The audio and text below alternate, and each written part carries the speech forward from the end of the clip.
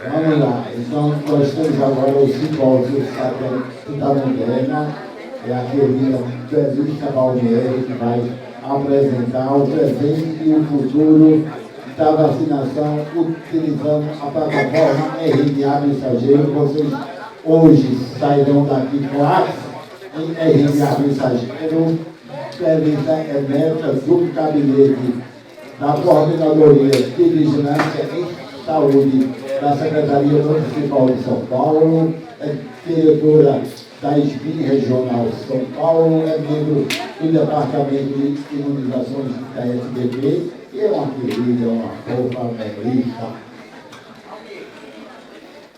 Falei que a gente retomou a amizade, porque esse moço trabalha tanto, eu escrevo para ele, às vezes ele não me responde, eu falei... Bom, é um prazer estar aqui com vocês nessa tarde de sexta-feira no Paraíso, porque paulistano tem... olha o pessoal, não tem só, estou vendo que não tem só de Pernambuco aqui, mas morar no Paraíso numa sexta-feira, no fim da tarde, é um privilégio estar com vocês. Bom, me compre falar sobre uma vacina que está chegando, o presente e futuro, e falar um pouquinho de um tema que é pesadinho, é mais chatinho, mas enfim, me solicitaram falar. Essa é uma atividade patrocinada pelo Laboratório Ágil, mas eu queria, dentro da minha agenda, mostrar um pouquinho o que é a empresa, a plataforma que ela desenvolveu, a questão do presente, do futuro e fazer as considerações finais. Então, entendendo um pouquinho a empresa e a plataforma, nós temos a história dessa empresa chamada Moderna. Ela começa a trabalhar há 10 anos, em 2010, ou seja, até mais de 10 anos agora, desenvolvendo terapias para doenças raras e sempre trabalhando com essa plataforma de RNA mensageiro, a gente vai falar mRNA. E o nome Moderna vem de modifier, modificado, RNA. E aí, em realidade, acaba lembrando, traduzindo em português, a palavra modern, de moderna também, de atualidade. Então, acaba que o pessoal, ficou até interessante em português o nome da empresa. Aqui estão mostrando como era a empresa no início, o quanto ela cresceu pelas possibilidades de desenvolvimento dessa plataforma. E durante a história de desenvolvimento das vacinas dessa empresa, então em 2015 eles começam a fazer uma vacina humana candidata contra a gripe H10N8. Depois, em 2017, uma vacina que ainda está com dados aí promissores, combinando dois agentes, metapneumovírus e parainfluenza, sempre com os números aqui, vocês vão ver as plataformas deles. Em 2020, por toda a necessidade que tivemos, tem a primeira aprovação pelo FDA em 2022 da Spikevax, que eu vou falar um pouquinho para vocês.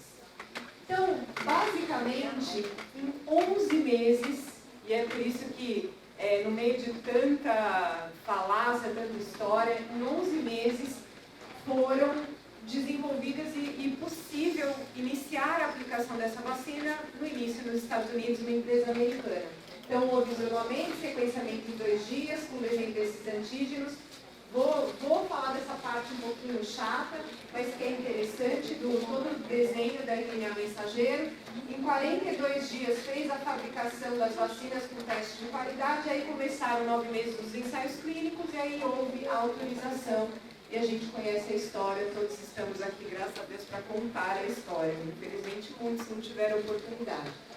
E aí, por que a gente fala Ágil? Eu só estou apresentando isso a primeira vez porque a empresa está chegando no Brasil trazendo vacinas. Na verdade, é uma empresa que ela representa uma empresa em América Latina, tem todas essas sedes aqui, e ela fez uma parceria com a empresa americana Moderna para trazer essa vacina. Então, por isso que, de vez em quando, vocês vão começar escutando, é Moderna, é Ágil, mas a Ágil está trazendo a vacina da Moderna, só para justificar. Então, vamos falar um pouquinho da plataforma em si. Então, não é aula de biologia, mas vocês vão lembrar muito bem que nós temos o núcleo, o citoplasma, que é aqui onde tudo vai acontecer, e aqui o ribossomo, o complexo de Golgi, que eu vou mostrar, e, obviamente, a membrana, ou seja, o núcleo vai ser a área onde vai controlar todas essas atividades celulares, além disso armazenar uma informação genética como o DNA e alguns tipos de RNAs, com exceção do RNA mensageiro, que eu vou mostrar para vocês. Então, quando a gente fala de RNA, nós temos vários tipos.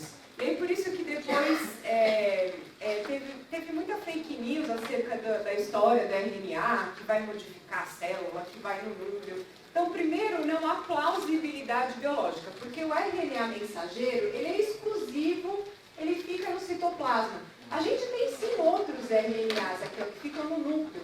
Né? Então, se você pegar aqui, vamos pegar esse aqui, ó, o snRNA, que funciona em vários processos nucleares. Tem o microRNA, então, que regula a expressão gênica da célula. Então, quando a gente fala RNA, se colocar no termo genérico, ok, tem RNA que está lá no núcleo, tem o mensageiro não. E a função dele é exatamente fazer esse processo de tradução. Você tem a produção, né, desses RNAs, e o RNA mensageiro, o que ele vai fazer? Uma produção, ele vai auxiliar nessa tradução e produção das proteínas que são necessárias para nós. Então, de novo, aqui mostra o processo todo, como acontece dentro do citoplasma, mostrando aqui a cadeia de polipeptídeo, que é a proteína que nos interessa ser produzida no final. Através do quê? De toda aquela mensagem, de toda aquela transcrição. É como se a gente pegasse livros antigos, né, que falavam línguas que vai esperando que não existe mais, e você transcreve, você precisa para no final passar aquela mensagem, tá? Bom, e aqui é isso mais ou menos o que eu quis explicar para vocês. Então, o RNA mensageiro, eles são decodificados ou traduzidos por máquinas minúsculas, que são os nossos ribossomos, para produzir essa proteína, que no caso para nós é interessante a spike. Então, nós temos aqui ó, essa tradução da sequência de ácidos nucleicos, arginina, guanina, vocês vão lembrar das aulas de biologia, há muito tempo a gente passou por isso, né? Mas isso é mais coisa de laboratório. E aí, isso vai fazer, com essa sequência, né, como se você estivesse juntando palavras, depois frases, colocando ponto final, para que você tenha, no final, essa proteína, esse aminoácido produzido. Então, aqui mostra só como acontece de uma forma muito simples dentro. Então, você inicia a tradução, então recruta a subunidade pequena, depois reconhece no código inicial e recruta da subunidade grande, depois vai traduzir e fazer o alongamento, e aí terminando você vai ter a proteína que interessa para você no final. E aqui é uma foto bonita de tudo que acontece dentro da gente todo dia. Porque, de fato, na verdade, todas vão pensar num vírus, numa bactéria, querendo entrar na nossa célula, né? Então, precisa haver essa sequência de ações para que nós tenhamos o resultado que é a ação da vacina. Então, o dogma central que a gente chama da biologia, então você tem o RNA, que vai ser... Existem vírus, que são DNA vírus, outros RNA vírus, aí dependendo vai ser decodificado, transcrito, e aí vai um RNA mensageiro levar essa mensagem para que ela, de uma forma muito bem traduzida, produza as proteínas que me interessam. E aqui é interessante que aí vocês vão falar, bom, então estava tudo certo, né, Melissa? Fica fácil. Por quê? Porque a gente tinha um RNA mensageiro, tranquilo, descobriram, agora sequenciar tudo, vai estar belezinha. Mas quem trabalha em laboratório sabe que é um material muito termosensível, ele é instável, ele degrada rapidamente. Então, era impossível trabalhar com um RNA mensageiro nu, trabalhar exatamente com ele. E ele também tinha uma questão que era a falta de tropismo tecidual. Se eu precisava injetar em algumas células específicas que fosse estimular meu sistema imune, não ia dar certo. E também a questão de não haver um transporte adequado para que chegasse aonde tivesse que chegar para ser produzido. E aí é que vem o que é interessante da tecnologia, que para ser eficaz com baixa reatogenicidade, essa vacina não poderia acionar os sensores da nossa imunidade inata. Porque isso é uma resposta usual. Se um vírus chega, primeira coisa, aciona todo esse mecanismo aqui da nossa resposta imunidade. Então eu precisava fazer algo para que houvesse uma redução e não estimulasse esse sensor. E aqui a empresa Moderna, ela substituiu uma desses componentes aqui, que são as uridinas, por N-metilpseudoridina, para minimizar essa ativação, que eles chamam de tool-like receptor, que é aquele que a imunologista gosta, que aí vai acionar toda a cascata da imunidade inata. Então, essa substituição era necessária para evitar o quê? A ativação de vias inflamatórias que aumentassem a reatogenicidade dessa vacina. E foi conseguido, né? A gente vai falando tudo isso daí, parece que é um processo tão simples, mas imagina o quão complexo foi trabalhar, né, com esse tipo de proteína.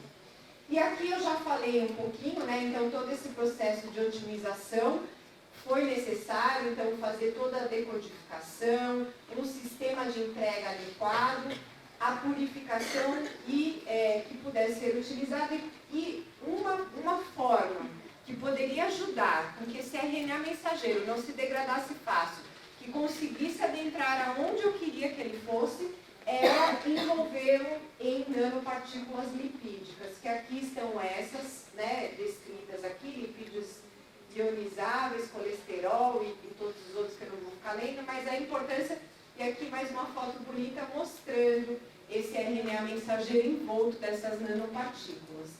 E aqui mantém, né, toda a parte do desenvolvimento, eu já falei bastante, você segrega, né, tudo isso que eu já expliquei, separa aqui o RNA mensageiro que te interessa, junta essas nanopartículas, adiciona a água, acetato, cloreto de sódio, colesterol e sacarose.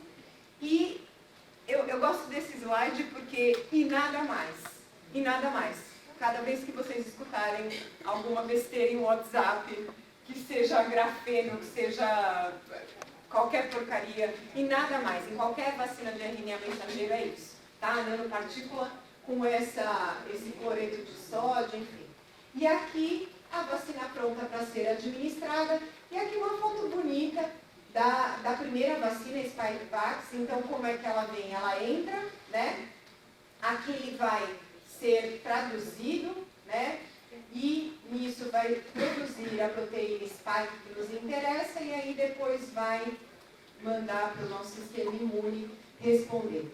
E como acontece esse processo depois da aplicação? Então, nós temos aqui, ó, as células não imunes, né, que são as musculares, e as imunes, as dendríticas e os macrófagos.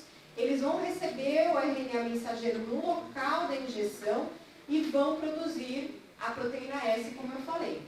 Depois, o RNA mensageiro e as células imunes produzindo essa proteína vão migrar para onde? Para os linfonodos axilares, onde as células e linfócitos T e B estarão, que é onde a gente precisa estimular nosso sistema imune.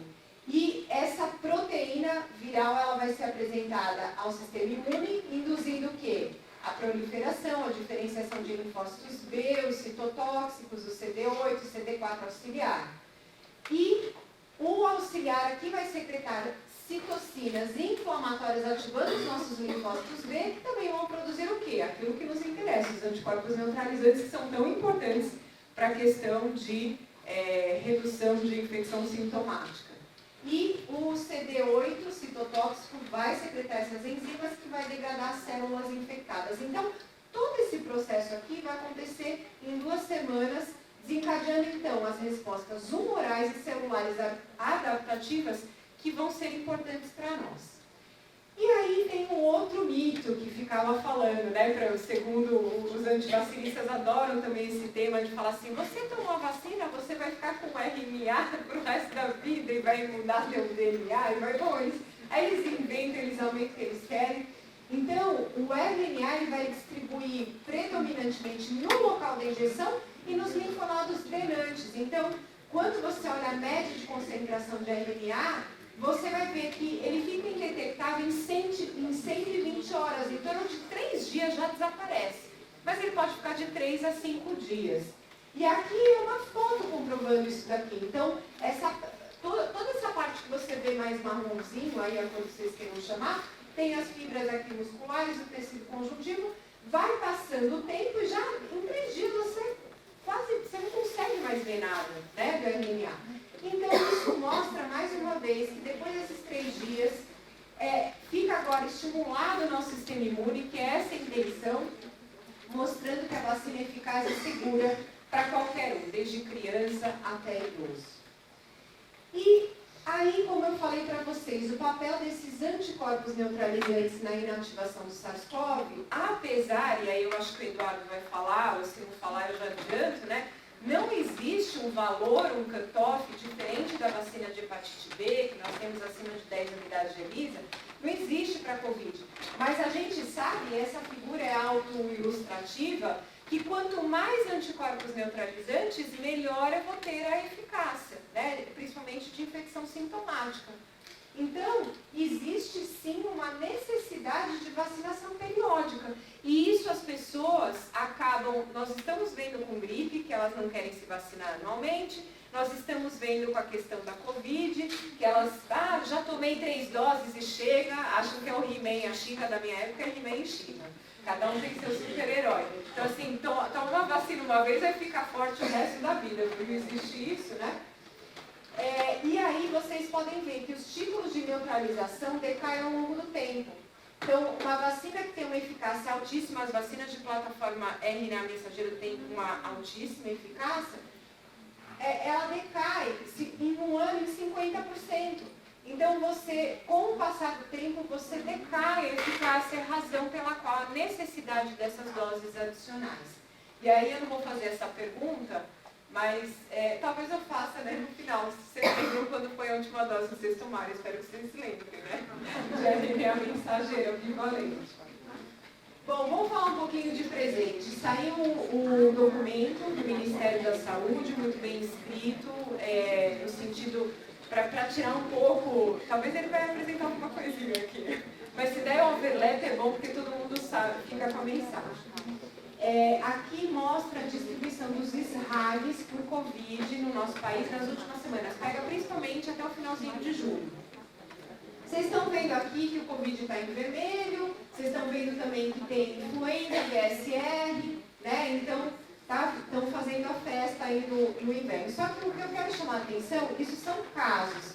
Quando você olha óbitos, ainda a Covid mata. Ainda a Covid é o principal responsável pelos vírus respiratórios que matam no nosso país.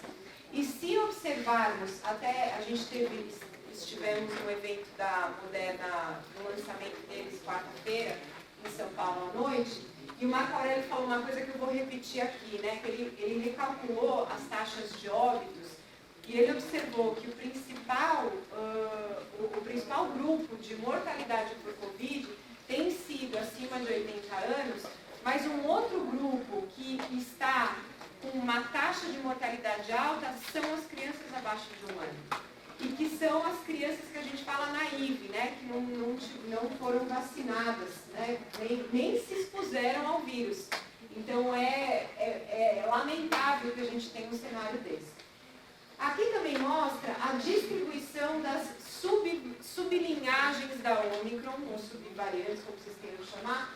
E nós temos a principal, a XBB, tá certo? E aí, o que eu quero falar com relação a isso? Vocês viram na OMS que já tem uma variante uma variante de interesse, e a próxima que eu vou falar sobre monitoramento, a EG5 começa a preocupar pela sua rápida transmissibilidade. Não foi vista ainda a questão de gravidade, mas é algo que nós aqui no Brasil, o primeiro caso tinha que acontecer lá na Vigilância de São Paulo, foi numa paciente de 71 anos, foi semana última semana de julho, ela começou a evoluir com sintomas, e aí demora, né, para você ter análise genômica, então a gente ficou sabendo depois. Então, quer dizer, EG5, vocês acham que não está aqui também em Pernambuco, nas praias de Pernambuco? Eu queria se fosse EG5. Então,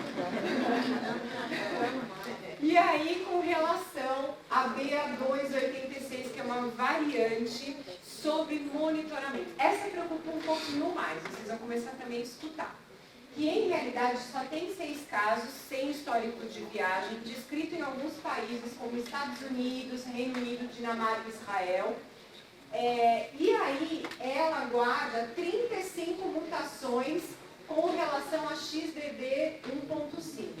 Então, é uma que está under monitoring, está sob monitoramento. Não tem ainda muito caso, não sabemos o que, mas é algo que guarda dessa sopinha de letras aí surpresa.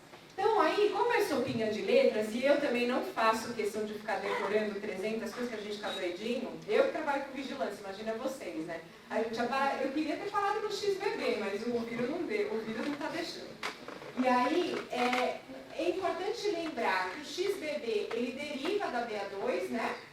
E a EG5, então ela deriva aqui desse braço. E essa que eu falei que tem 35 mutações, ela tem 35 mutações correlacionando com essa XBB 1.5. Então, só para lembrar, né, que, querendo ou não, as vacinas que têm componentes, né, BA2 ou BA4, BA5, vou mostrar para vocês que existem capacidades de neutralizações, é óbvio que vai mudar, né? E a luta já acontece com influenza, com o Covid também. Aqui, só para vocês verem, eu vou vir para cá, para esse... o desenvolvimento clínico, então toda a história da vacina, né, da Moderna. Então a primeira Spikevax, que era acima de 18 anos, eficácia de 94% para doença sintomática, para grave 100%.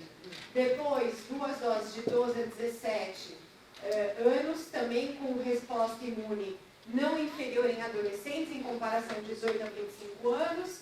Depois também mostrou uma alta eficácia para 6 a 11 anos, também com uma resposta não inferior a 18 a 25 anos.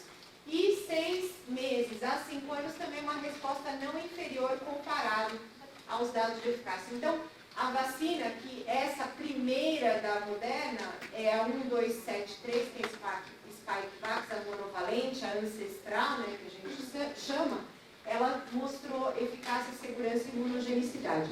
E quando você fala de imunogenicidade, nós vemos aqui, em todos os grupos, ó, a vacina deles tem 100 microgramas de 18 a 25 anos, a de 12 a 17 também, 6, 11, 50 microgramas, 2 a 5, 25 microgramas e 6 meses a 23, 25 microgramas.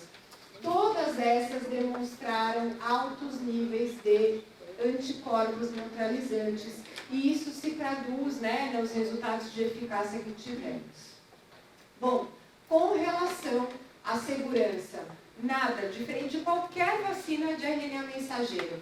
Extremamente seguras, apesar do WhatsApp parecer que mata todo mundo, né? No WhatsApp a notícia corre do avesso. Então, adultos acima de 18 anos, mais de 220 milhões de doses, né?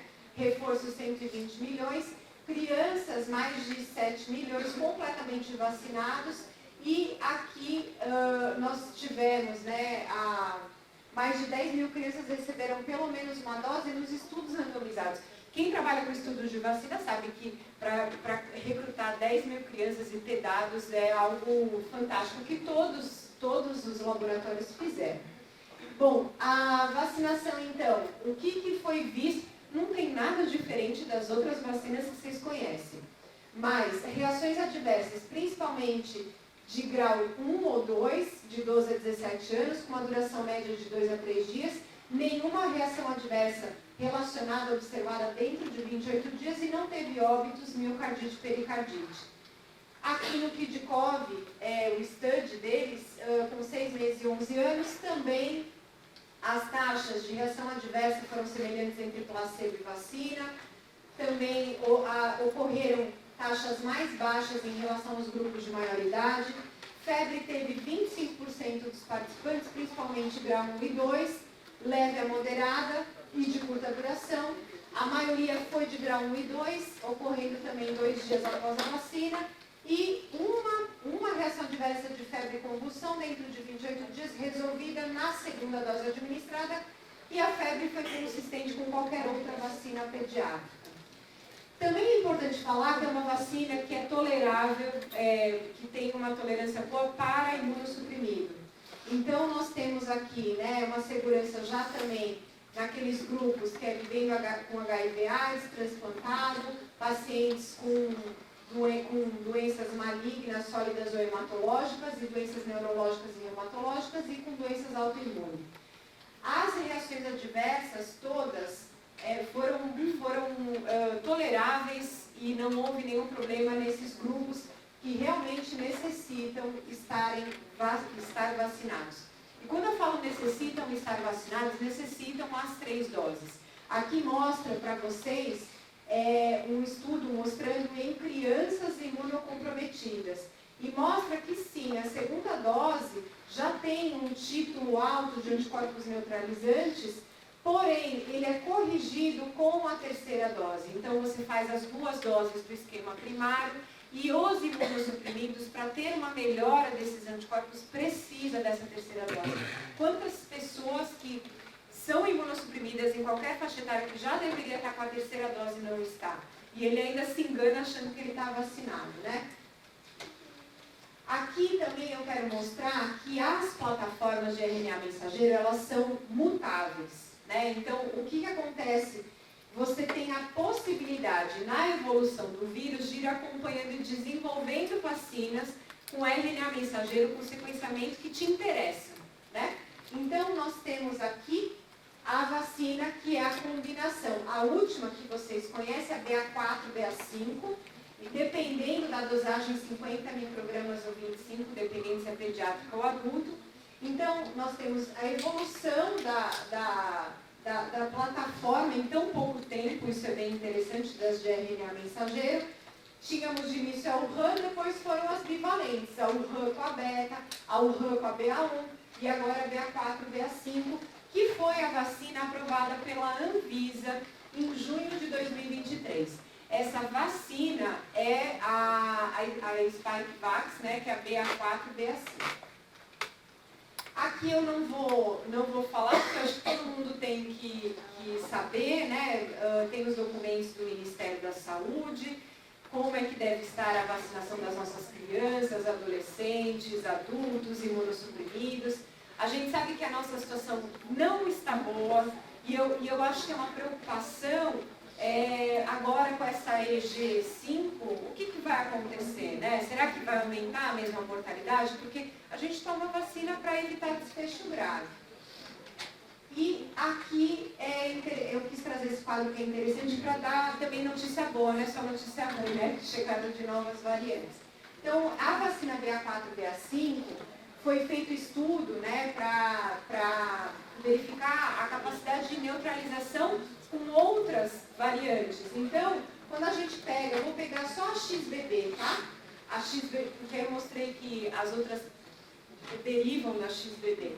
Então, nós temos aqui uma neutralização para quem nunca teve infecção prévia, foram 40 participantes, é pouquinho, mas mostra uma neutralização de 15,1 vezes da versão existente. E quando tem infecção prévia, obviamente vai aumentar essa neutralização. Bom, falar de futuro, né? O futuro. A empresa, como eu falei, é uma empresa de plataforma de RNA mensageiro, então o que eles têm desenvolvido? Eles não têm só na visibilidade vacinas para doenças infecto-contagiosas, que são as profiláticas, né? Tem também vacinas para câncer, imuno-onco intratumoral, terapia regenerativa localizada, medicamentos secretados sistematicamente e de superfície celular.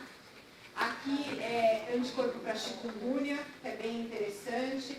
tem medicamentos sistêmicos intracelulares e medicamentos pulmonares inalados. Uma das coisas interessantes que foi falada, que é a utilização da tecnologia de RNA mensageiro com nanopartículas de forma inalatória.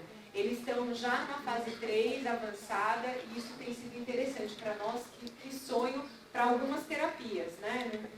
Eles estão vendo talvez para vacina, para começar a fazer os testes. E aí o que eu queria mostrar para vocês é que o interessante é que, de acordo com uma biblioteca de variantes de Covid, a plataforma do RNA mensageiro vai permitir o quê? Um rápido desenvolvimento e atualização das vacinas. É isso que a gente está tendo. Ó, a gente está aqui no Brasil, né, BA4 e BA5, mas o que a empresa já falou que é o seguinte: quando chegar a vacina e disponibilidade no mercado, que inicialmente vai ser no serviço privado, eles vão já trazer a monovalente específica XBB 1.5. Por quê? Porque se vocês observarem as recomendações dos órgãos principais, OMS, CDC, eles falam que agora o ideal, como qualquer mudança aí do vírus, é que você tenha uma vacina mais próxima da linhagem, das últimas linhagens que estão circulando. Então, eles, sexta-feira passada, submeteram essa vacina que é monovalente para XBB, e é essa que vai chegar no mercado, segundo a empresa. Bom, minhas considerações finais é que são os diferenciais da plataforma, né, que essa empresa traz, que é uma alta eficácia e segurança, um rápido desenvolvimento, uma plataforma de produção de imunizantes universal. É interessante porque faz uma produção flexível em grande escala. Gente, eu visitei a fábrica. É um quadradinho, na verdade é menor do que isso, onde a gente imagina uma coisa enorme, mas você tem os computadores e depois a parte de reação, de fazer as nanopartículas, é um negocinho pequeno. E em uma semana você consegue produzir o que você quiser, diferente de várias outras vacinas que a gente já ouviu falar, né? E a produção, então, é possível em grande escala. Eu vou bater na madeira, mas eu já sei que vai acontecer futuras pandemias, a gente sabe, não é dama do apocalipse, mas é a realidade. Existe a possibilidade de desenvolvimento de vacinas multivalentes associando imunógenos de diferentes vírus respiratórios. Então já está em desenvolvimento uma vacina combinada do vírus sincicial respiratório com Covid, com influenza. Então esse é o futuro, que bom, né, termos um futuro assim promissor. Existe uma flexibilidade na cadeia de distribuição alinhada às necessidades de acesso. Então é importante nós ampliarmos facilidades de acesso das vacinas, com possibilidade de reforços heterólogos. Todos os componentes são biodegradáveis, eliminando, como eu já falei, do organismo em 3 dias, e essas nanopartículas lipídicas é de propriedade exclusiva da empresa, que protege esse RNA mensageiro contra a degradação, auxiliando a indução de resposta imunológica potente. Eu agradeço vocês, fico disponível para dúvidas e deixo aqui meus contatos, aqui é meu Instagram, então se vocês quiserem seguir coisas relacionadas a doenças infecciosas e vacinas, convido vocês a seguirem lá. Obrigada.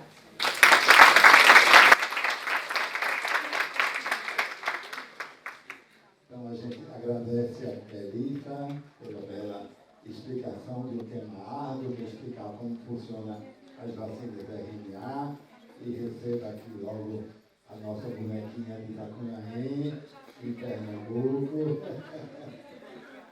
Vamos para o Instagram de Melissa.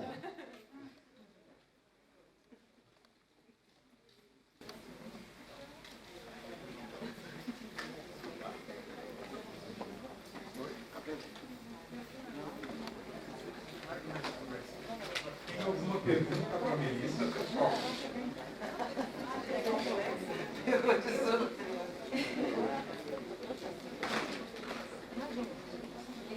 Uma coisa só que eu queria chamar a atenção de todos, que a gente acaba se perdendo, né? Eu acho que é fundamental isso também, como a Santa Catarina falar. É uma preocupação que a gente tem, por exemplo, no Brasil, que ainda está usando a vacina ancestral. Né? Vocês viram ali como que vai modificando, né, o Covid, né, mesmo que chegar na Omicron. E é uma preocupação do que vai ter daqui para frente. Eu acho que isso é uma coisa que o Ministério vai ter que se posicionar, mas no momento, o ideal que a gente tem, e a vacina está aí disponível, é a vacina bivalente que a gente tem disponível nesse momento, tem que ser estimulada a utilização. Né? No futuro, a gente ainda vai ter que esperar para ver o que vai acontecer. Qual é a faixa etária, Denise? Que ela vem para qual? Que vai chegar, essa daí inicialmente vai ser acima de 12 anos, a gente acha, que eles colocam 18, eu acho que o início, essa daí estava acima de 18, a liberação, se eu não me engano, mas essa outra eu acho que eles vão expandir para cima de 12. Eu posso até pegar mais a informação, porque é mais a questão regulatória da empresa. Mas eu acho que vai ver primeiro essa faixa etária de adolescente para cima, porque são os mesmos microgramas. Eu acho que uma coisa que também sempre tem chamado a atenção, e até gostaria que falasse, porque a gente tinha alguns dados de miocardite um pouco mais elevados em relação à vacina da Moderna comparado com a vacina da Pfizer, principalmente com a vacina ancestral. Comenta alguma coisa para a gente, porque a gente já mostrou ali nas outras, isso dilui. E também acho que vale a pena ressaltar que aqui a gente teve intervalos diferentes aqui dos usados. Não, exatamente. A questão de miocardite, eu acho que a gente tem que tirar da cabeça dos pais essa situação, porque é um evento tão raro, e quando aconteceu foram em adolescentes e não houve óbito. E usualmente na segunda dose, como o Juarez coloca, aqui no Brasil nós passamos em 8 semanas, o que reduzia, um evento que já era raro, reduzia 5,5 vezes a chance de acontecer a miocardite. E nos casos que aconteceram, a gente sabe que por vacina são casos mais, desde que tenha acesso e procure o serviço, que isso é importante, que um pai e mãe que pergunta para vocês, mas tem risco de miocardite? Sim, é um risco raro, ninguém está aqui para mentir, existe, está na bula, está tudo certo porque foi verificado. Só que é importante reconhecer, ir no hospital e tratar, não teve óbito. E aliás, no próprio último documento do Ministério da Saúde também ressalta isso. Não houve óbito por miocardite no nosso país, que aqui utiliza-se a vacina da Pfizer. Então, eu acho que é isso, Juarez, a gente temos que ser enfáticos. Eu vou ser bem sincera que às vezes acontece, sai do nosso alcance, né? Eu tenho colegas pediatras em São Paulo e, óbvio, são todos pró-vacinas, fazem um trabalho dia a dia falando da importância de vacinar a criança, que é um grupo que eu me preocupo realmente, que a adesão está quase zero, para não falar assim, porque assustaram tanto os pais com uma questão inexistente e não colocaram o susto nos pais com relação à doença que acontece, né? E aí eu tive uma colega que falou, Melissa, a mãe, numa área vulnerável lá de São Paulo, a mãe foi lá, levou no posto, tudo, e aí eu olhei a carteirinha, estava a criança com tudo menos Covid. Eu falei, mas por quê? Falou assim, porque a mulher da sala de vacina falou assim, você faz todas aí? E aí a senhora pensa se a senhora quer fazer ou não a de Covid. Aí, né, óbvio que aí eu já vou atrás, qual que é o BS, quem que é a pessoa. Mas assim, são coisas que acontecem e não podem acontecer, né? Então, se essa criança pegar Covid e for internada, eu quero saber se a mãe vai voltar lá para ela e falar assim, você que falou que eu tinha que pensar que não era importante, né? E só queria reforçar, né, eu não sei, provavelmente agora, eu até não acessei esse último boletim, mas sempre tem no boletim do Ministério os casos de síndrome inflamatória no sistema pediátrica, a chamada SINP. O último relatório que a gente viu, a gente tinha mais de 2.500 casos notificados no Brasil, com mais de 1.500 confirmados, e a gente tinha 140 óbitos. E os casos SINP, 60% deles têm alguma alteração cardíaca, incluindo miocardite. Então, assim, Covid, doença, causa miocardite. Muito mais dos raríssimos eventos que podem acontecer, né? Então, esse é outra coisa que a gente tem que levar para as pessoas, né? Que a doença Covid, ela tem uma consequência muito mais importante. 70% dos casos de SIMP eram em pacientes rígidos. Porque a gente tem a ideia de falar de SIMP, falar, evoluiu grave, síndrome inflamatória multissistêmica, porque tinha comorbidade, era uma criança que tinha comorbidade. Não, 70% dos casos eram crianças saudáveis.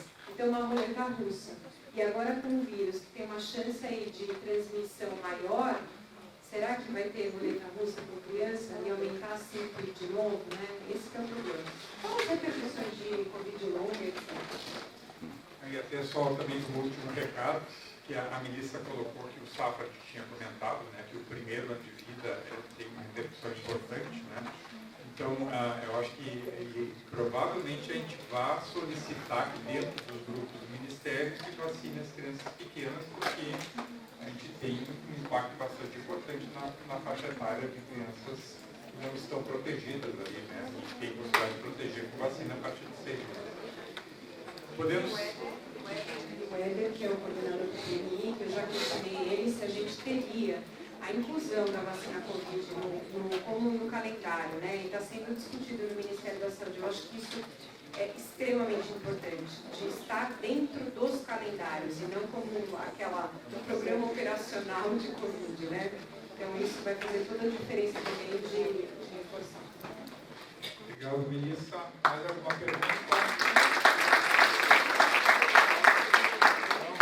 Última apresentação, uma pessoa que vocês não conhecem, chamada Eduardo Jorge. Ele é pediatra, mestrado em pediatria pela Universidade Federal de Pernambuco, doutorado em saúde e matéria infantil pelo IMIP, coordenador da pós-graduação na oficina do IMIP, coordenador de integração nacional da Sociedade Brasileira de Pediatria, secretário do Departamento de Administração da SPP, membro do CETAI do Ministério da Saúde e representante regional Pernambuco da IMIP.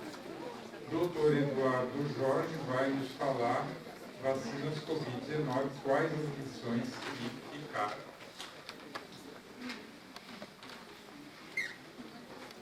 Então, pessoal, muito boa tarde. Estamos finalizando esse primeiro dia. Muito bonito foi o simpósio de hoje. Nós temos vários sorteios ali esperando por vocês. Vários livros, camisas, a boneca, tem tudo. Vamos lá, vamos ser rapidinho daqui. Então, esses são os meus conflitos de interesse. Para essa aula eu não tenho conflito algum. E vamos recordar um pouco o passado recente. Então, assim começavam as aulas iniciais. O novo coronavírus foi descoberto na China em dezembro de 2019. Um RNA vírus chamado SARS-CoV-2, Covid-19 pelo termo da doença. Em 11 de março foi decretada uma pandemia e a partir daí a gente foi assistindo mil coisas. Então, a expectativa da vacina, né, na era pré-vacina, todo mundo sonhava quando a vacina ia ter, principalmente quando a gente viu que os tratamentos, qualquer um que se usasse, não eram eficazes, e todas as polêmicas que tiveram com os tratamentos. Então, o mundo aguardava ansiosamente e começarmos a pensar que vacina seria, qual o tipo de vacina, a experiência do SARS, do MERS, a resposta imune, a descoberta da anatomia do SARS-CoV-2 e como as vacinas agiriam para aquela anatomia. Isso tudo foram slides das minhas aulas da era pré-vacina.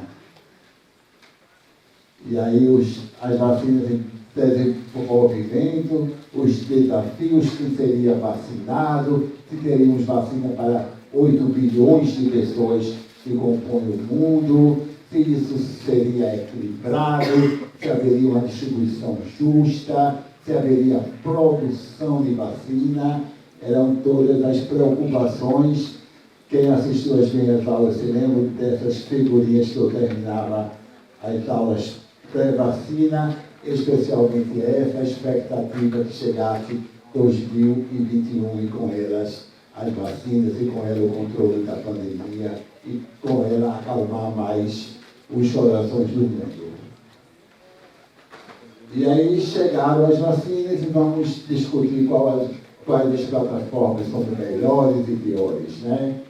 Inativada, vetorial, RNA, quais estariam disponíveis mais rápida, os fura-fila de vacina, né? Os profissionais de saúde, a gente mesmo, ia lá, furava, dava carteirada. Eu sou doutor plantonista, estava lá afastado, com comorbidade, trancado em casa. Mas sou médica, tomava vacina na frente das pessoas, todo mundo que trabalhou em sala assistiu isso. E aí começou as diferenças e as semelhanças das vacinas. Esquemas homólogos, heterólogos, pela necessidade inicial de misturar, porque faltava vacina, podemos ou não podemos misturar, e depois a chegada da Ômicron em novembro de 2021. Né? E aí tinha, parece, 35 parece que é um número cabalístico, então a Ômicron para o Delta também tinha 35 mutações na proteína Spike, e o que é que aconteceria com o mundo depois de Delta, Gama, né? Chegou a danada da Ômicron, será que ela teria a mesma efetividade para as formas graves ou não? E os desafios atuais, agora, da vacina. A epidemiologia da doença, quem são exatamente os grupos de risco, essas pessoas que continuam a morrer de Covid, a TESTIRAG, as coberturas vacinais, todo mundo já comentou, Melissa reforçou, como estão baixas a procura pela vacina bivalente, as eternas fake news e essa impressão que a gente quer ter, que a população está cansada realmente, que a pandemia acabou. E aí a gente traz esse slide que é atualizado diariamente.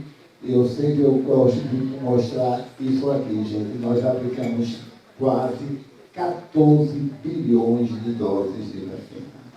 O mundo não chega a ter 8 bilhões de pessoas. Nós aplicamos 14 bilhões de doses.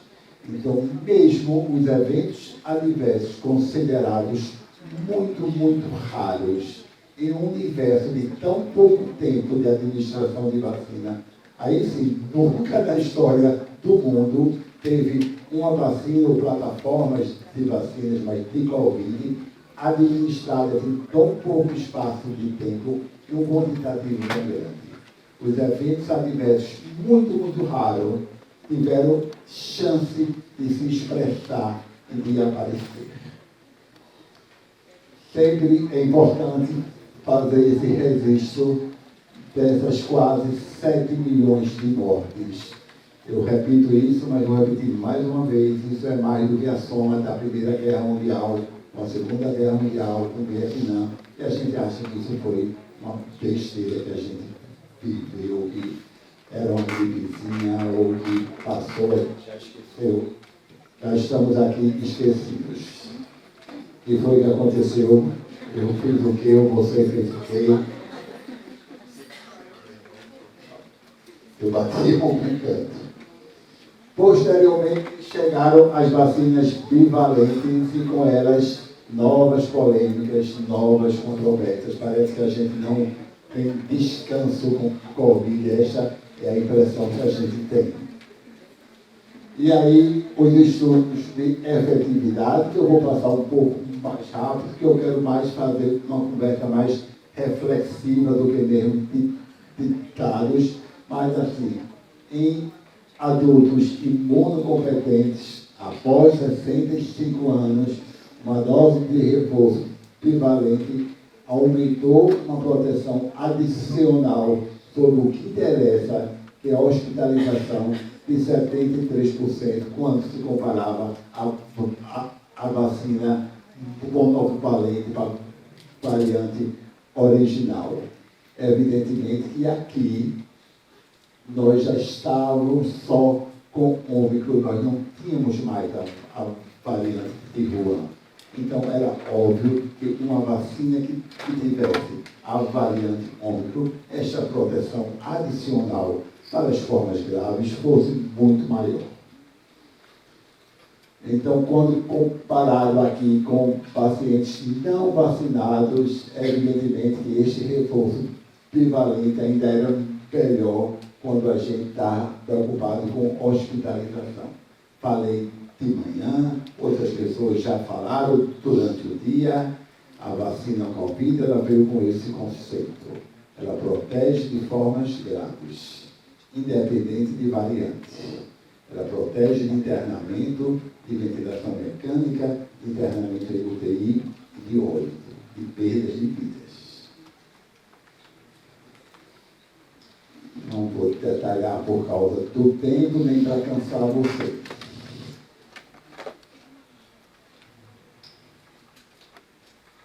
Então, os reforços bivalentes forneceram efetivamente, durante a circulação da Ômicron, da XBB, uma proteção adicional, né, exatamente das infecções graves. Então, quem estava esperando que os reforços reduzissem infecção leve, quadros assintomáticos, isso não acontece. E não acontece por várias razões. Mas, mais uma vez, o objetivo sempre foi a proteção das formas graves. Então, vamos lá para esse resumo dos relatórios do CDC, da performance, da efetividade das vacinas bivalentes. Então, o CDC emitiu um relatório sobre a efetividade e verdade da vacina bivalente com pessoas de 12 a 60 anos e também com pessoas acima de 65 anos, demonstrando uma redução da hospitalização, uma proteção extra para a proteção de casos graves, quando se compara o reforço com a vacina monovalente e quando se compara ainda mais com pessoas sem reforço, sem a terceira dose. Uma pergunta-chave é por quanto tempo a bivalente ajudará a prevenir Covid grave? Então, essa talvez seja a pergunta mais importante. A bivalente ou a nova vacina na vigência de outras variantes? Não sabemos bem, mas é provável que a resposta imune celular permita que a proteção das formas graves continue. Então, quando a gente se preocupa muito com a renovação da vacina, é fundamental que a gente use as vacinas bivalentes compradas no Ministério, disponíveis para a população acima de 18 anos, e a gente vê que as pessoas não procuram as unidades para tomar o reforço bivalente, que tem a variante 64 e 65 da Ômicron. Isso é o mais preocupante, essa perda de preocupação do profissional de saúde, das pessoas que não procuram as unidades de saúde, pessoas que têm a vacina bivalente para tomar. Certo? Então, agora, por quanto tempo os anticorpos permanecem elevados da bivalente? Por quanto tempo impedem também infecção? Provavelmente muito curto. Provavelmente 4 a 6 meses é o tempo estimado pelo que a gente estudou, aprendeu e viu das vacinas de Covid. Então, 4 a 6 meses. E uma coisa importantíssima, né? Nós precisamos avançar em pesquisa, avançar em ciência. Precisamos vacinas mais duráveis, vacinas que não trabalhem unicamente com a proteína spike. Precisamos achar uma proteína universal que, independente das varianças antigênicas, ela persista com efetividade. Precisamos lutar para pesquisar mais as vacinas de imunidade de mucosa, as vacinas nasais, onde a gente injeta um antígeno em vias aéreas superiores e a proteção para quadros mais leves seja mais efetivo. Eu acredito que as vacinas nasais, elas dariam melhor proteção para os casos leves do que as vacinas que a gente tem hoje em dia. Mas eu acredito que é muito frouxo.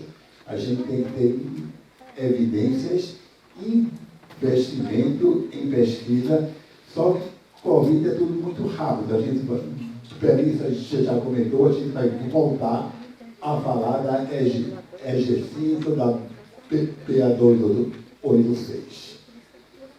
E aí, depois de muito sonhar, né, os pediatras sonhavam que as crianças tivessem as vacinas pediátricas, começou de 12 a 18 anos, depois de 5 a 11, depois a 3 a 5, a Coronavac, e depois a Pfizer teve com 6 meses. E o que foi que aconteceu, né? Os pais que ansiavam tanto. Quando é que meu Instagram era cheio, né? Quando eu publicava algo, e aí, quando é que chega a vacina das crianças? E o que foi que aconteceu quando chegou as vacinas da criança? Hesitação vacinal. E a pergunta, por que os pais que tomaram a sua vacina e se protegeram de Covid? Porque eles, geralmente, se tem um recurso X para pagar um plano de saúde, ele paga só do seu filho. Se a mãe tem um bife em casa, esse bife é do seu filho, não é para ela. Porque com a Covid, com a vacina de Covid, ela racionalizou diferente, né? Porque ela se protegeu e não quer proteger seu filho. O que foi que aconteceu com isso? Medo de eventos adversos? Sem dúvida, né? Então, esse mal que é as mídias sociais e, ao mesmo tempo, este por isso que a gente luta aí, Melissa, Melânia, não é que eu gosto de estar do Instagram contando coisas para vocês, não. É porque dá trabalho, é esforço, mas é porque a gente tenta se contrapor a tanta mentira, a tanta força do mal que tem. Por isso que a gente tenta fazer um trabalhinho de todo dia estar explicando, conversando sobre a segurança das vacinas Covid.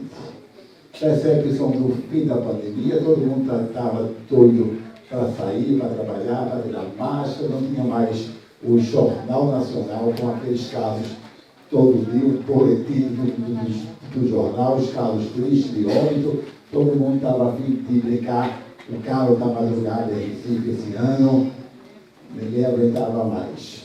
Acham que a vacina é desnecessária e fake news, né? A gente não imagina que um mal pequeno, aquela zap com aquela notícia, será que é verdade? Uma criança, em Recife teve vários, acho que em todo lugar, né? E todo mundo me manda para mim todas as fake news.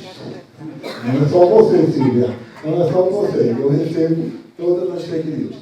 Eduardo, tem uma criança internada com miocardite no Santa Joana que tomou uma vacina testamento. Você vai lá ver, foi a vacina mesmo, né? Aí eu ligava para a Catarina, Ana, tu estás sabendo que tem uma criança aqui internada? Bem, gente, aqui eu não vou recordar, mas só dizer que as crianças têm seus calendários, têm as suas vacinas disponíveis e está com uma cobertura, mas muito, muito baixa. Não é falta de vacina. Se comprou vacina pediátrica para Covid e os pais não estão levando. Os médicos não estão indicando. Ou eu percebo no consultório, né, a mãe diz, eu quero dar, mas o pai disse que não desse de jeito nenhum. E chama esse pai para conversar comigo. Ou chega, independente do que o senhor vai dizer, ele não vai tomar vacina. Covid. Mas eu vou dizer assim mesmo, mas mesmo o que você está dizendo, é isso. Aí a OMS fez uma orientação que também fez um barulhinho, né? Todo mundo comentou isso como se fosse um balde de água fria, mas na verdade não é. A OMS preocupada com o mundo como um todo, preocupada com a cobertura de todas as vacinas, sabendo que a gente tem um quantitativo de pessoas que adoeceram, um quantitativo grande de pessoas que tomaram 2, especialmente 3 doses da vacina Covid, orientou que se dividisse os grupos em prioridades para a vacinação: alta, média e baixa. Que a prioridade para a revacinação, para a dose de reforço, fosse equilibrada com os países pobres e que as pessoas de maior risco tivessem acesso à vacina. Então, não foi nada demais do que a OMS falou. Evidentemente que a gente, pensando em uma proteção universal, a gente questiona que até que ponto isso não endossa que não precisa tomar vacina, quando ela diz que só precisa tomar vacina os grupos de alto risco.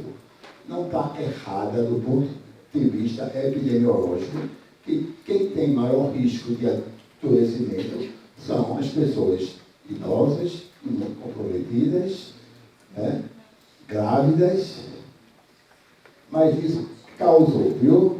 Então, reforça ainda que todas as recomendações da vacina contra a Covid são limitadas ao tempo, aplicando-se apenas ao cenário epidemiológico atual, evidentemente.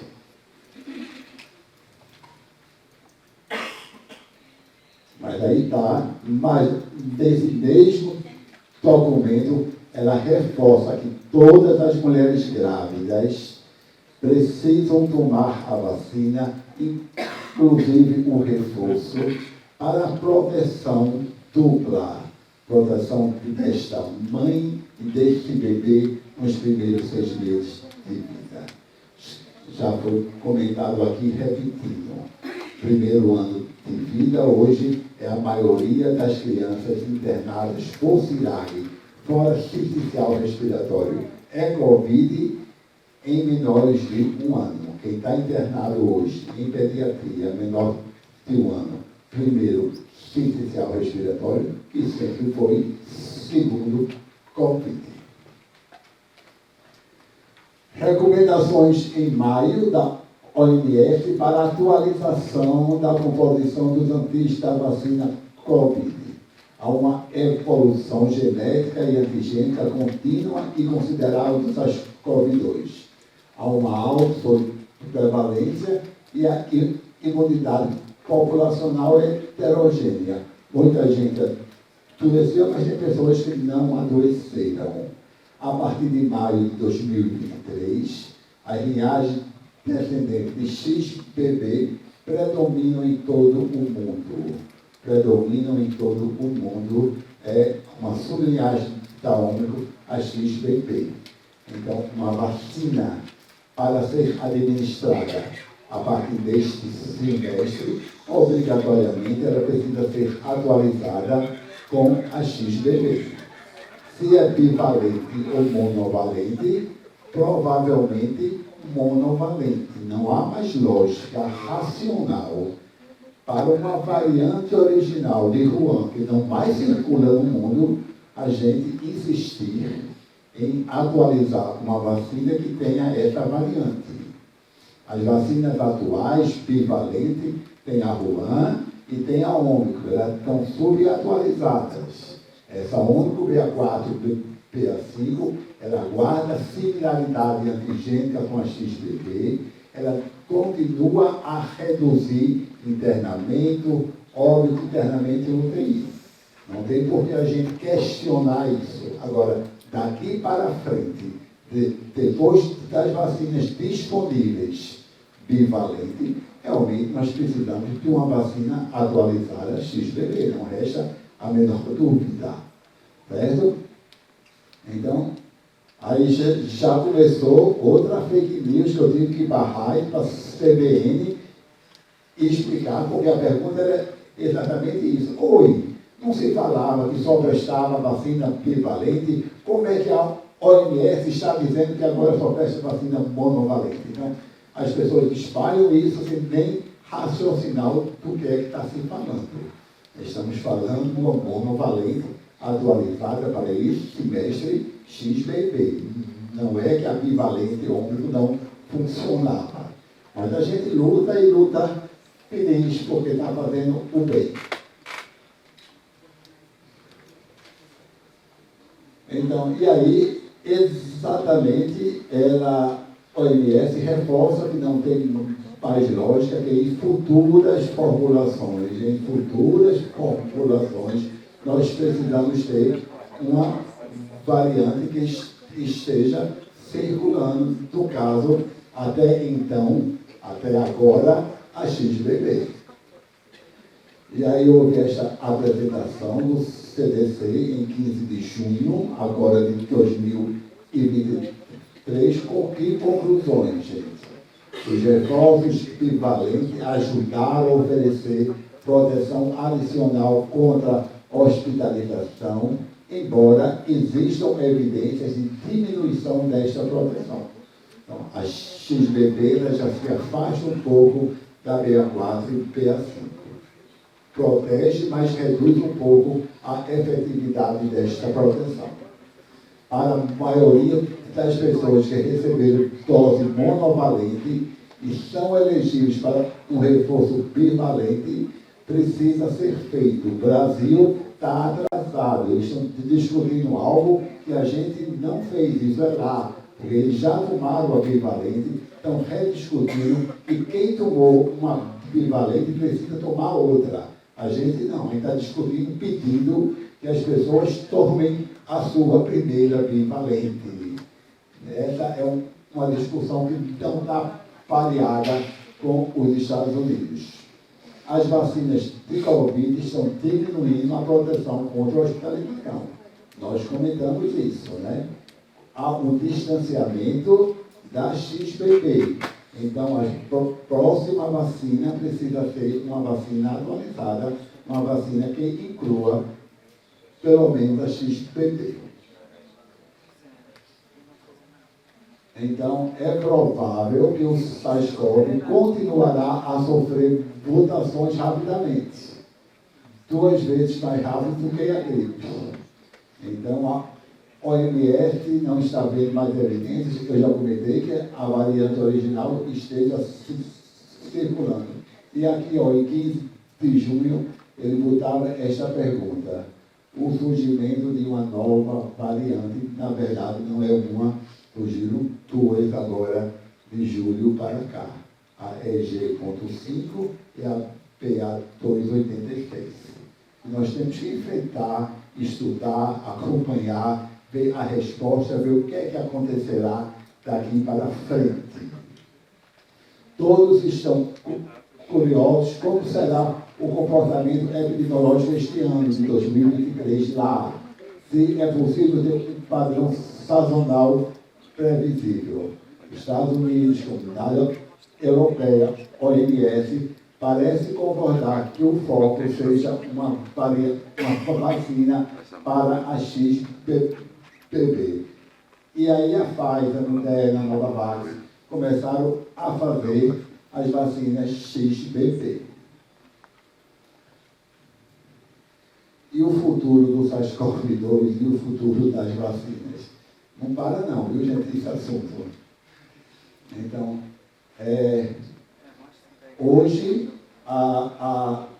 o SARS-CoV-2, o Covid é endêmico em 90% dos Estados Unidos. A variante que circulava até junho era basicamente XBB, mas uma coisa importante, não houve aumento de mortes e de internamentos, não houve aumento de óbitos e de internamentos. O vírus continuará a fazer isso, a fazer as mutações dos próximos anos.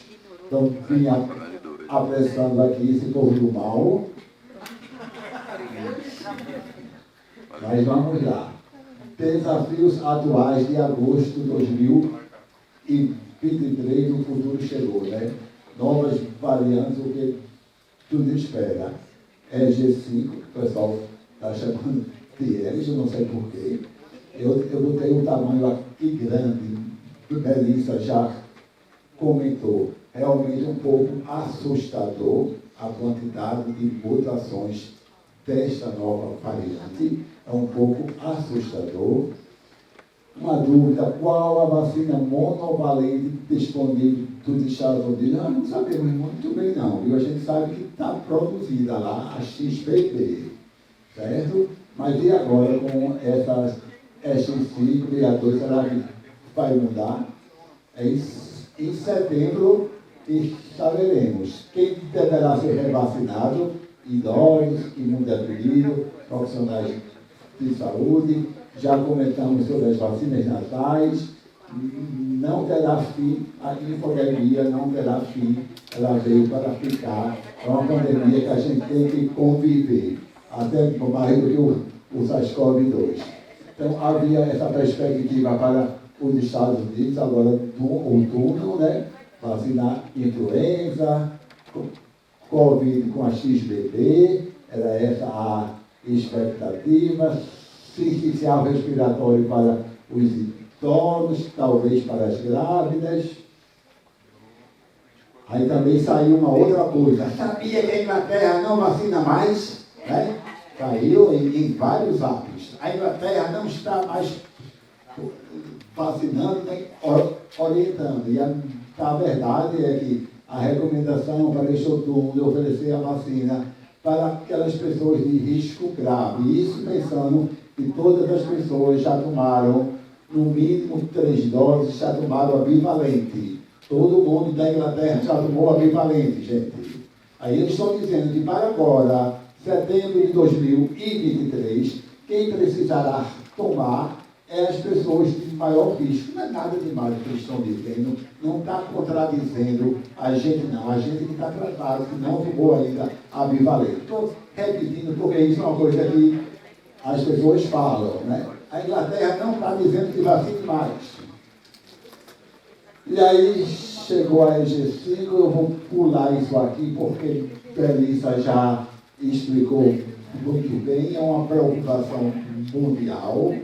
Eu diria que hoje a EG5 já chegou aqui na praia, boa viagem, amanhã de manhã, quem for para a praia no domingo, possa ser que tenha alguém com EG5, se não tiver feito a bivalente, provavelmente ela pode se contaminar. Eu vou pular isso aqui. E a BA2, eu peguei o mesmo slide, eu e Felício não combinamos, mas está aqui a quantidade de mutação, quando a gente compara ela com a XBB. Eu não estou comparando com a 64 e a 65 não, tá? O que é que chama a atenção? Felício também já mostrou, mas observe este mapa, gente. Estados Unidos, Dinamarca, Japão, casos totalmente espalhados dessa BA286. Então, apenas não é mais 6 casos, mas são 7 casos em 4 países que não se comunicam, não são vizinhos. Israel, Dinamarca, Estados Unidos e Reino Unido. Já tem 4 países que não se comunicam que tem essa variante. Só 7 casos e água de esgoto dos Estados Unidos e da Inglaterra, de Londres, positivo para esta variante. Então não resta dúvida que nós não temos 7 casos. Tem 7 casos identificados. Não resta dúvida que tem 35 mutações. É para ter medo. Aí Eduardo Jorge falando sem é do achismo, que é terrível, eu que defini tanto a ciência, mas eu acho que essa fuga imune existe, mas que as vacinas anteriores, como deriva da 62, ela deriva da 1, se a gente tiver todo mundo vacinado com a bivalente que tem Ômicron, ou com uma nova vacina XPB, eu não acredito que a gente vai ter uma nova pandemia não, viu, gente? Mas está aqui, ó, não se sabe a gravidade. Eu acredito que a imunidade anterior deve continuar a protegendo das formas graves. Cobertura vacinal Brasil recente agosto. Veja que tristeza é mostrar de 6 meses a 4 anos 7% das crianças vacinadas. É vergonhoso a gente mostrar isso aqui. E aí as faixas etárias cada vez menores. Acabei, então, as vacinas foram fundamentais para o controle da pandemia, com proteção das formas graves, mesmo durante a Ômicron, com bom perfil de segurança. É 100% sem evento adverso? Não. Toma bem muita água. Tu vai ter intoxicação hídrica. Tu vai ter hiponatremia. Toma bem muita água. Então, as vacinas são iguais. Pode ter febre do local, raramente piocardite, raramente outras complicações. No momento atual, temos evidência da importância de manter reforços com a vacina bivalente disponível no Brasil, com a que a gente tem hoje. Não há consenso se precisaríamos de reforço anual, nós já comentamos hoje de manhã, provavelmente será reforço monovalente para XPD. Agora, a G5 é uma dúvida. É necessário garantir cobertura para todas as pessoas com a terceira dose. Por fim, continuar monitorando novas variantes, estudos de efetividade, eventos adversos raros, novas plataformas, vias de administração como a naval e a luta ética de todos os dias de combater fake news e hesitação vacinal. E aí, Ariane, sempre nos ensinando, como sou pouco, sei pouco, faço pouco que me cai e me engano por inteiro. Muito obrigado, pessoal.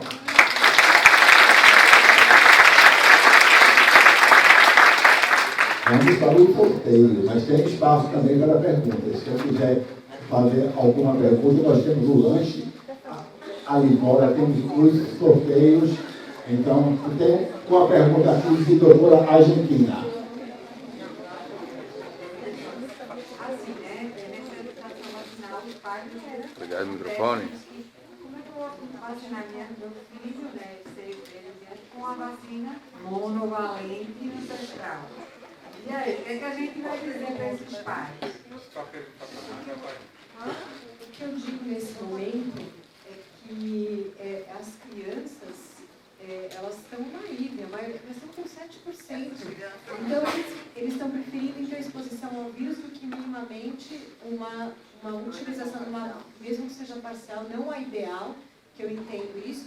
Então, assim, essa balança, para mim, realmente ele está querendo expor a criança a risco.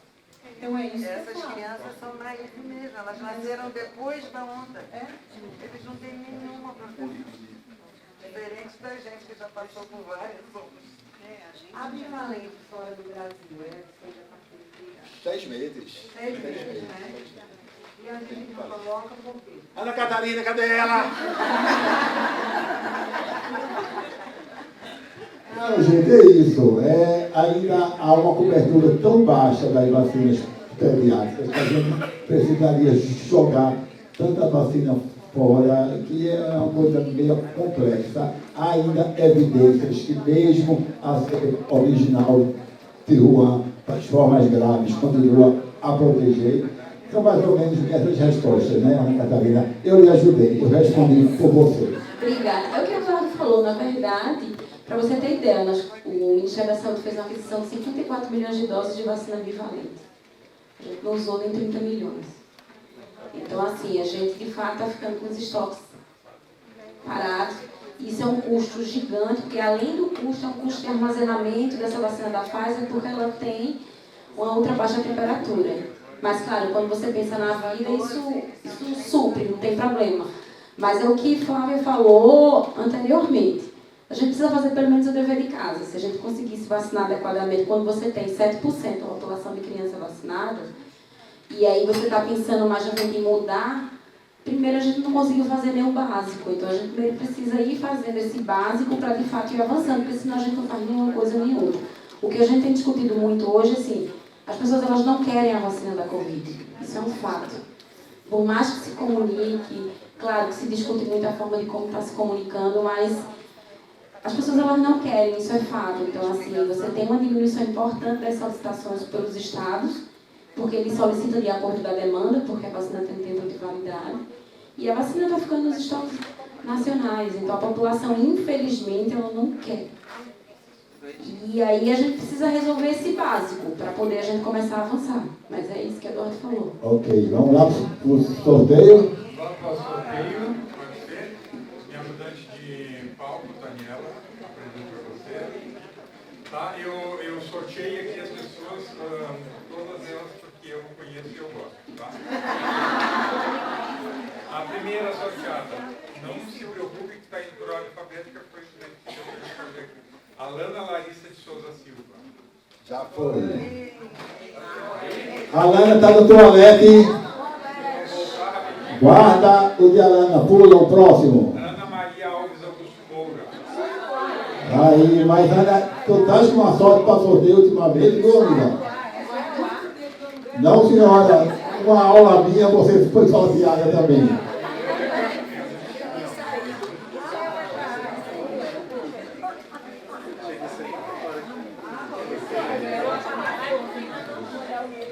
Os três. Ela quer os três. Ela merece os três.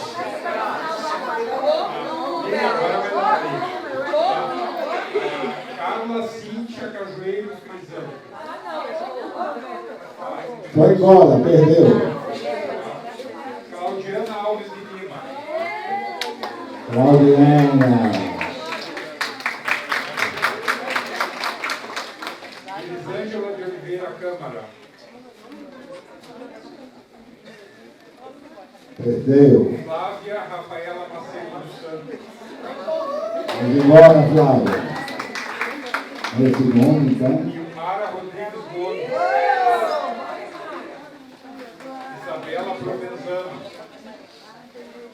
Giane Tavares Torres.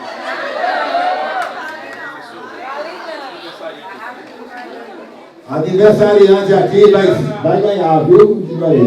Tem uma aniversariante aqui. Tem aniversariante. Vem cá, aniversariante.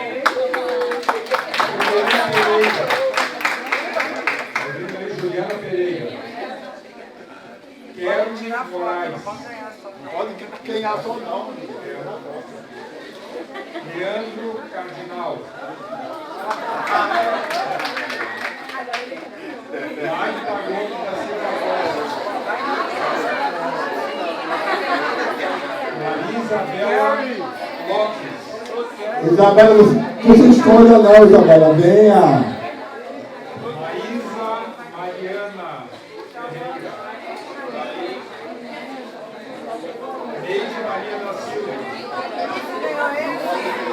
Eu sei quem são os personagens. Já viu quem são os personagens? Vai tirar uma foto. Diz qual é a situação aí, porque a última vai ser a bonequinha, tá? A última pessoa é a minha bonequinha que eu estou dando.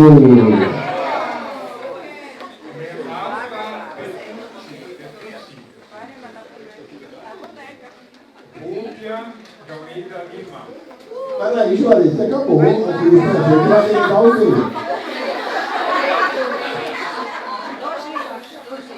Tem dois ainda. E aí a bonequinha. Tássia Santiago. William França. O William é o último que ainda tem comigo. Também sou eu. Vai, França, não sou eu. Um livro ainda, né?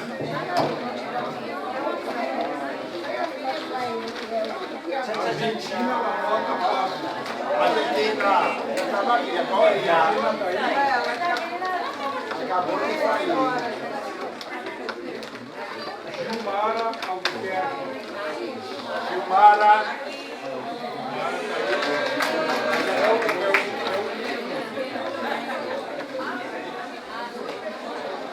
Agora já era.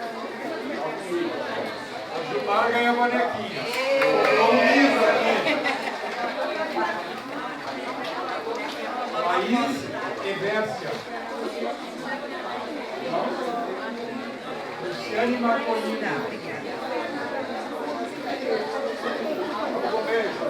Maria Sônia da Silva.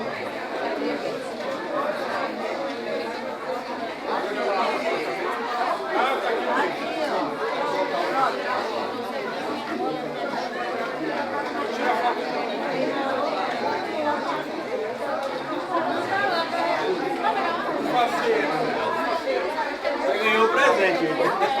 Amanhã tem mais sorteio, viu, pessoal?